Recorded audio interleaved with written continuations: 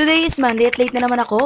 Char lang, uy, maaga nga akong pumasok ko dahil meron nga kaming flag ceremony. Diba, sabi ko naman sa inyo, maaga ako dahil wala pa nga mga estudyante na dumadating. Ito nga palang greatest achievement ko ngayong buwan. Habang di pa nga nagsimula yung flag ceremony guys, nag-ayos nga pala muna ako dito ng mga gagamitin ko para mamaya sa pangturo. Prepare ko na nga itong mga worksheets na gagamitin ng mga kindergarten pupils ko. On the way na nga pala ako guys sa flag ceremony. Maaga yarn. Hello, mga bata?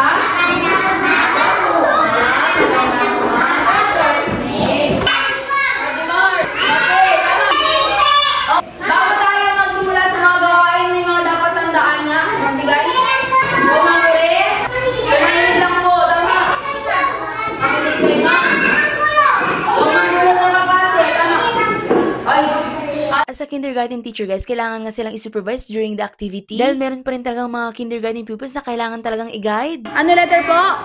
I. Ano to ng I? I. Mami, nakaruban?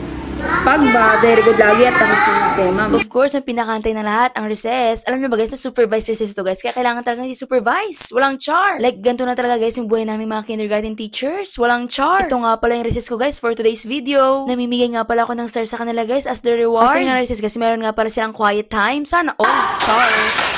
Sige, dalawa, tatlo, Marunong ko approach nga pala guys yung ginagamit ko. Bago nga sila umuwi guys, namigay nga pala ako ng mga feeding. Thank you, DepEd. lunch break, brown out guys. My gosh, super init. Yung tanghaling tapat nga ay bigla nga nag-brown out. Sumakto pa talaga sa init ng panahon. At dahil lunch break na nga guys, niligpit ko na nga itong mga gamit ko para pumunta na nga ako dun sa mga co-teachers ko for the go. Break.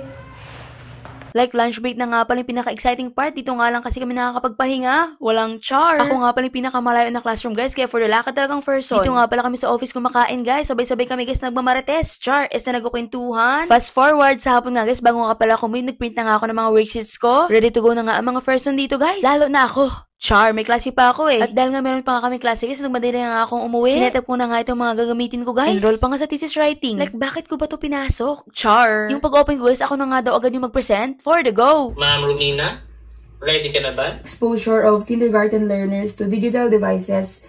This has led to Basta yun, ang dami kong sinabi dito guys. For the madali nang ang person para matapos na agad. Char. This is a good topic, so I suggest good study daw guys. So, bye.